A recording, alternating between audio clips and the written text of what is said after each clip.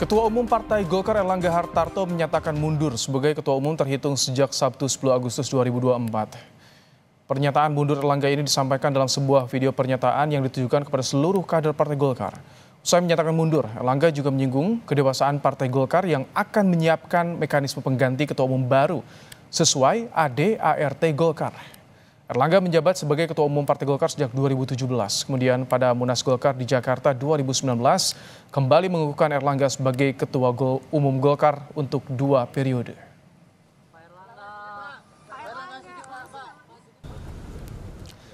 Sebelumnya pada Jumat 9 Agustus, Ketua Umum Partai Golkar Erlangga Hartarto membocorkan inisial nama bakal calon wakil gubernur yang akan dampingi Ridwan Kamil di Pilkada Jakarta. Erlangga menyebut atau hanya menyebut inisial S. Erlangga enggan menjelaskan lebih lanjut tentang identitas bakal cawagup pendamping Ridwan Kamil, tapi ia memastikan bahwa cawagup yang diusung Partai Golkar bukan Ahmad Syahiku ataupun Sohibul Iman.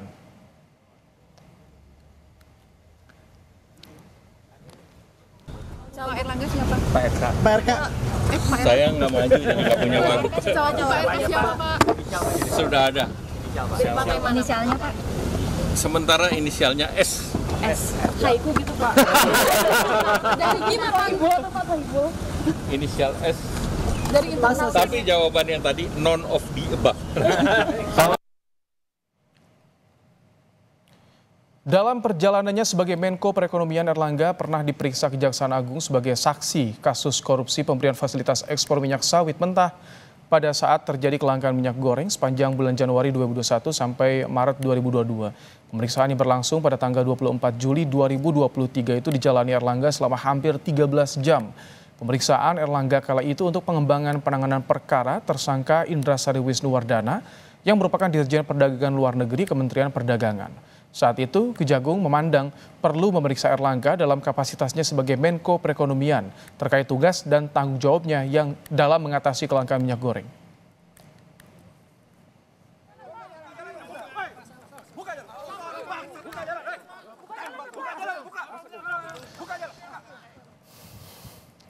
Dinilai sukses membawa Golkar meraih suara tertinggi kedua dalam Pileg, lalu apa yang membuat Erlangga Hartarto tiba-tiba mengumumkan mundur dari kursi Ketua Umum Partai Golkar? Sudah ada anggota Dewan Pakar Partai Golkar Ridwan Hisyam dan juga Direktur Eksekutif Carta Politika Yunarto Wijaya. Selamat petang, Bang Ridwan, Mas Toto. Selamat petang. Selamat petang. Baik, sebelum berlanjut dialog, kita akan simak dulu pernyataan Ketua Umum Partai Golkar soal pengunduran dirinya dan juga kontribusi di Pilpres 2024. Dalam Pilpres yang lalu, kita berhasil memberikan kontribusi besar dalam kemenangan pasangan Bapak Prabowo Subianto dan Mas Gibran Rakabuming Raka. Mereka akan melanjutkan kepemimpinan negara sebagai presiden dan wakil presiden periode 2024-2029.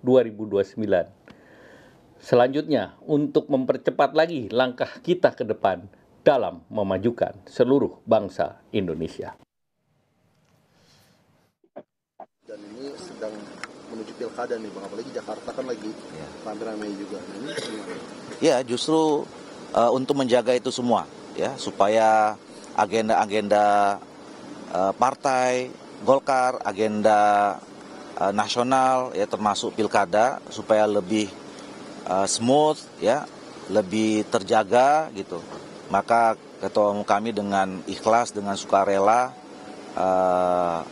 menyatakan mundur dari Ketua Umum dari Partai Golkar. Baik, yang pertama saya ingin ke Bang Ridwan. Tadi Bang Doli bilang pertimbangan pengunduran diri Pak Ketum untuk menciptakan situasi kondusif di dalam masa transisi pemerintahan. Apa memang, Bang Ridwan, keberadaan Erlangga ini sebagai Ketum ini mengganggu masa transisi? Siapa sih yang diganggu oleh Erlangga, Bang Ridwan, sampai Erlangga harus mundur nih? Saya kira kita sebagai Partai Golkar harus berbicara terbuka ya kepada rakyat.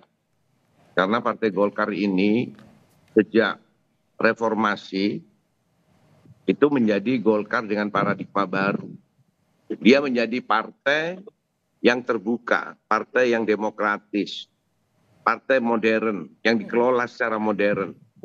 Partai yang mendengarkan suara aspirasi dari rakyat dan dia harus check and balance seluruhnya. Nah, Pak Erlangga itu tidak melaksanakan paradigma baru Golkar yang telah diputuskan oleh Partai Golkar di era reformasi di bawah pimpinan Akbar Tanjung yang membawa Golkar menjadi pemenang pemilu nomor 1 di tahun 2004. Periode tahun lalu 2023 bulan Juli saya sudah minta Erlangga mengundurkan diri. Munaslup saat itu karena Erlangga tidak melaksanakan prinsip-prinsip itu. Nah, kenapa? Ya karena keputusan Munas Erlangga calon presiden.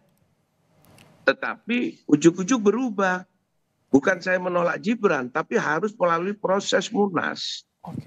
Karena diputuskan oleh Munas, bukan oleh Rapim. Inilah awal daripada Erlangga tidak melaksanakan apa yang menjadi keputusan paradigma baru Golkar. Kalau paradigma baru Golkar itu dilanggar, akan berdampak kemana-mana. Dia menjadi tidak partai. Bang Ridwan, tapi kalau untuk tahun ini kan pemilu Golkar moncer, pileg nambah kursinya dari tahun 2019. Tapi Itu kenapa bukan sampai mundur? hasilnya Erlangga. Desakannya apa Bang Ridwan? Itu bukan hasilnya Erlangga. Efek elektoral daripada Prabowo Gibran. Bukan kerja Partai Golkar. Maksud Anda tanpa ada kerja partai, tanpa ada mesin partai untuk memenangkan pileg di 2024 ini? Mesin partai jalan. Anggota DPR jalan. Tetapi yang utama itu adalah elektoral dari suara Prabowo Gibran. Itu bukan dari kerja partai. Kerja partai mulai dari awal sudah saya kritik. Dan tidak didengar. Dewan Pakar tidak didengar. Inilah awal dari terjadinya permasalahan. Sehingga Pak Erlangga memakai manajemen tertutup. Dia tidak terbuka. Fraksi Partai Golkar sejak dilantik 2019 sampai hari ini baru sekali rapat. Saya ini kan anggota fraksi Partai Golkar. Oke, baik. Di mana keterbukaannya? Sudah saya ingatkan. Tapi dengan kekuasaan. Dia pakai dengan cara-cara orde baru. Yaitu dengan kekuasaan. Tidak bisa. Golkar ini adalah milik rakyat. Harus didengar semua aspirasi. Itulah penyebab kenapa Erlangga akhirnya dia akan terbulet dengan apa yang dia buat kebijakannya. Saya ingin pendapat Anda Mas Toto, bagaimana ternyata Golkar tampaknya terbelah nih. Situasi di dalamnya seperti yang disampaikan Bang Ridwan, tampaknya ini carut marut Bang Mas Toto. Golkar itu selalu terbelah. Itu ciri khas dari partai kader, ciri khas dari partai modern ya. Dia tidak terikat hanya pada satu sosok. Makanya orang menganggap Golkar itu faksinya nggak pernah bisa dihitung karena selalu bertambah dalam setiap masa. Ini sebuah kelemahan tapi sekaligus juga kekuatan. Kalau kita lihat memang menarik pertanyaan terkait kenapa mendadak, terkesan mendadak ya. Dan kalau kita coba lihat dari pernyataan Mas Erlangga sendiri kan ada 2 poin yang menjelaskan secara umum kenapa kemudian Erlangga Hartarto mengundurkan diri. Yang pertama untuk keutuhan partai, yang kedua untuk stabilitas pemerintahan terpilih Prabowo Gibran. Artinya kan ada beberapa potensi masalah di situ yang mungkin menjadi penyebab utama.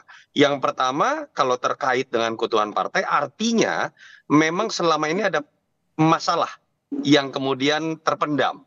Dan mungkin tadi Bung Ridwan sudah bisa menjelaskan. Walaupun mungkin faksinya pendukung Mas Erlangga akan membantah. Yang kedua terkait dengan bahwa keberadaan Erlangga berarti kan dianggap akan menjadi penghambat buat bersatunya koalisi di KIM atau kemudian dalam berjalannya pemerintahan Prabowo Gibran. Tapi apakah 2 hal itu cukup? Menurut saya tetap jadi pertanyaan. Andai kata pun ada masalah. Katakanlah kita tinggal sekitar 5 bulan lagi menuju Munas yang dikatakan akan dilakukan di bulan Desember.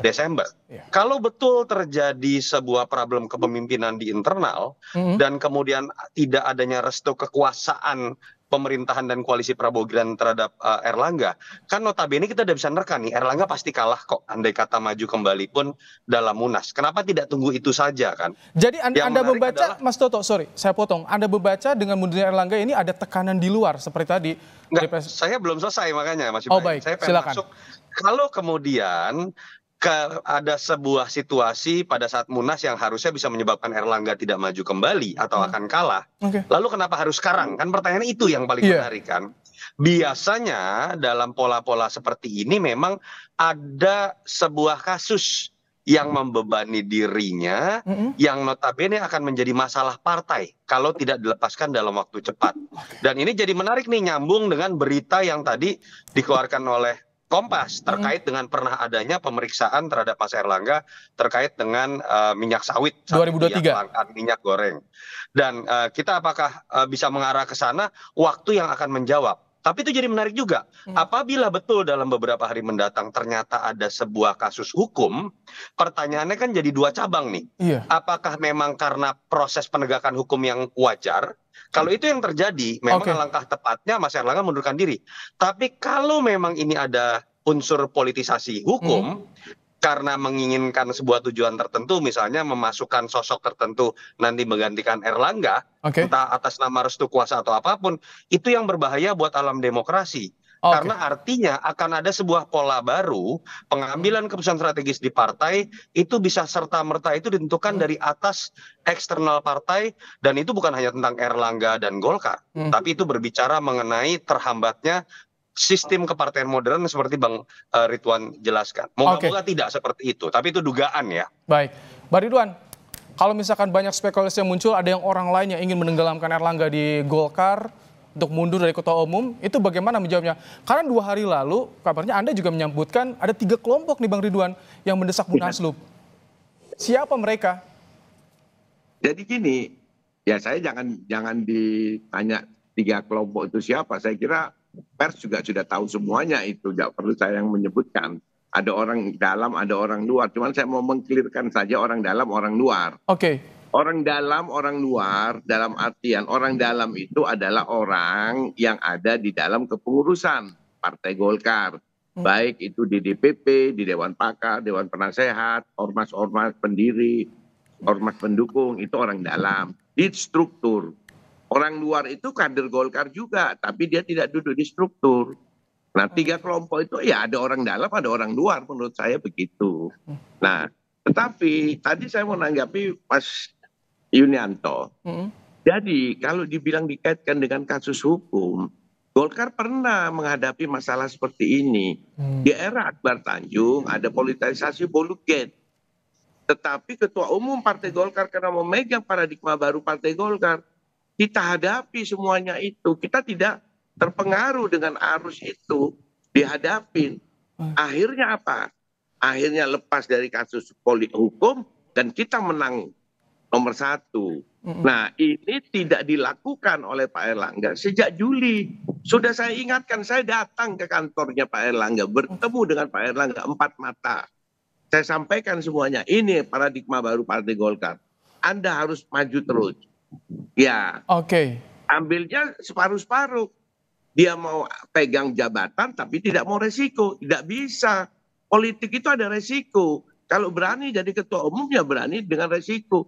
Dan menegakkan paradigma baru Golkar. Kalau separuh-separuh akan terlibat nanti. Dia habis dengan turbulensi yang terjadi politik itu. Karena politik kan perubahannya sangat besar. Baik. Nah itu. Mas Toto, ini kan Erlangga sosok sebagai menteri kepercayaannya Pak Jokowi nih. Banyak sekali prestasi yang disampaikan ke Menko juga kepada Jokowi. Termasuk di Pilpres kemarin. Dan bahkan di Pilkada juga menawarkan Kaisang jika berminat maju di Jakarta. Apakah Anda melihat keputusan mundur Erlangga ini ada juga andil Jokowi? Ya menariknya begini ya, memang kalau kita lihat sepak terjang Erlangga ketika jadi di 2019 agak berbeda. Misalnya dengan kemenangan Setia Novanto atau ketua-ketua umum sebelum seperti Abu Rizal Bakri itu biasanya melalui pertarungan keras. Mas Erlangga itu kalau kita ingat 2016 sebetulnya sudah ikut dalam pertarungan menuju ketua umum Golkar di Bali, tapi suaranya sangat kecil. Pertarungan keras saat itu antara Ade Komarudin dengan Setia Novanto. Dan kita tahu 2019 paling tidak di bisik-bisik belakang itu kan orang tahu ini restu Jokowi. Dan memang semua orang tahu Mas Erlangga ini orang dekat dengan Jokowi. Artinya memang dia jadi ada unsur lebih kuat nuansa top down-nya. Dan memang menjadi tugas berat. Biasanya yang dititipkan dalam konteks top down menjadi ketua umum itu belum tentu mengakar. Yaitu Bung Ridwan yang bisa menjelaskan seberapa mengakar. Sehingga tidak salah juga spekulasi ada orang ditempatkan dari atas tiba-tiba jadi ketua umum, dengan mudahnya juga dia dicabut. Siapa? Ya paling mungkin adalah pihak yang juga menempatkan Oke. sosok beliau gitu. Itu logikanya seperti itu. Dan itu yang menurut saya akan terjawab dengan waktu. Siapa yang paling berkepentingan kan sudah terdengar lah, Mas Ibrahim, Bung Ridwan tadi udah mengatakan, pers juga tahu, masyarakat juga sudah tahu nama yang akan muncul, siapa yang akan menjadi PLT. Dan Iya. paling mungkin adalah kita akan menerka siapa yang ada di belakang ini kan adalah bagaimana nanti nama yang akan menguat di dalam Munaslup. Misalnya kalau orang menerka nama Bahlil, orang pasti akan menduga di belakangnya ada Pak Jokowi karena Bahlil adalah orang dekat Jokowi. Akan berbeda kalau misalnya Agus Gumiwang, mungkin yang dianggap paling berpengaruh di situ adalah Pak Prabowo karena Pak Agus Gumiwang dekat dengan Pak Prabowo. Tapi poin saya terlepas kemudian dari kasus Mas Erlangga, andai kata terjadi Munaslup, pemilihan dalam waktu cepat, pastikan memang yang terpilih itu bukan sekedar titipan kekuasaan. Golkar akan semakin jauh dari apa yang disebut partai modern. Baik, Bang Ridwan, kemarin hari Jumat Erlangga bilang sebut inisial S untuk wakil RK di Jakarta. Apakah mundurnya ini ada hubungan dengan tarik-menarik di pilkada, cagup pilkada, atau nanti bagaimana kalau Erlangga mundur ada PLT, keputusan pilkadanya bagaimana nih? Ya, kalau keputusan pilkada itu kan kita tahu bahwa KPU pendaftaran terakhir tanggal akhir bulan lah, 28 atau tanggal berapa Agustus. Ya kita harapkan bahwa Golkar harus sudah mendapatkan Ketua Umum definitif 2024-2029 ya pada bulan ini juga agar calon yang diajukan oleh Golkar sah. Kalau oleh PLT tidak sah karena harus definitif. Nah dan itu sudah mendapatkan SK Kumham baru dia berlaku di seluruh Indonesia SK itu. Kalau PLT tidak berlaku. Jadi saya kira ini kader-kader Golkar harus segera merapatkan barisan sesuai dengan apa yang diminta oleh Erlangga. Cuman saya ingatkan seluruh kader Golkar, terutama para pimpinan DPD Partai Golkar seluruh Indonesia jangan jadi orang salah program. Kemarin disuruh dukung Erlangga 3 periode, dukung semuanya ormas-ormas apalagi nih. Kecewa saya dengan ormas-ormas pendiri Golkar. Pimpinan ormas pendiri Golkar ini orang nggak benar semuanya nih. Disuruh A lari A, disuruh B jadi B. Tidak punya prinsip. Kalau kami tangkap. Bagaimana? Hancur Golkar ini. Baik, kami tangkap, Bang Ridwan. Saya pertanyaan sama juga ke Mas Toto. Ketika nyebut inisial S hari Jumat, hari Sabtu mundur, itu saat tarik-menarik di pilkada, bagaimana Anda membacanya? Ini kira-kira ada kaitannya atau tidak? Singkat Mas Toto. Ada kaitan, tapi saya pikir itu hanya variabel kecil ya. Jadi tidak bisa kita kemudian langsung lompat pada sebuah konklusi ini akibat tidak bertemunya kesepakatan dalam pilkada-pilkada besar. Saya pikir tidak lah. Bahwa kemudian di situ ada perbedaan sikap yang sempat mengeras antar dua partai terbesar di KIM, iya. Saya melihat jauh sebelum itu sudah ada masalah. Karena kan isu mengenai Munaslup jauh sebelum terkait isu Ridwan Kamil atau Airin dengan Andra Soni misalnya. Dan kalau misalnya pun dugaan ini terkait itu juga ada gitu kan. Jadi saya melihat ada hal yang lebih mendasar. Tapi saya berharap ungkapan Bung Ridwan lah menjadi penyebab utama. Bahwa karena memang ada dorongan dari bawah. Yang disadari atas kesalahan karakter kepemimpinan. Jangan sampai ini hanya karena rasa tidak nyaman dari kelompok tertentu yang merasa ada di atas partai, lalu sekarang ingin skenarionya berbeda. Golkar itu siapapun presidennya adalah partai besar. Jangan sampai kemudian Golkar ini terombang-ambing oleh setiap pergantian kekuasaan dan kemudian hanya mengikuti selera dari penguasa yang tentu saja nanti akan berganti. Itu sih catatan dari saya. Terima kasih Mas Yunarto Wijaya, Direktur Eksekutif Carta Politika, dan juga Bang Ridwan Hisyam, anggota Dewan Pakar Partai Golkar. Telah meluangkan waktu di Kompas Petang sore hari ini. Terima kasih Bapak-Bapak. Yuk, mari. Usai jeda.